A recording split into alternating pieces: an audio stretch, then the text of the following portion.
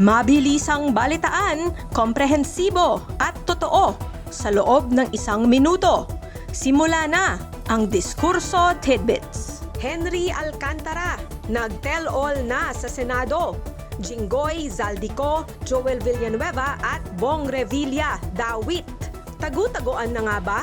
Zaldico hindi na matunton matapos umalis sa New York noong September 13. Inciting to sedition. Malacanang pinaiimbestigahan si Chavit Singson. Anonymous PH. Tinitingnang utak ng Black Mask March sa Maynila. ICC sinampahan ng murder at attempted murder si Duterte kaugnay ng war on drugs. At BIR, pinasimple ang proseso ng business registration sa ilalim ng RMC 74-2025. Balitang mabilis, komprehensibo at totoo. Yan ang Diskurso Tidbits.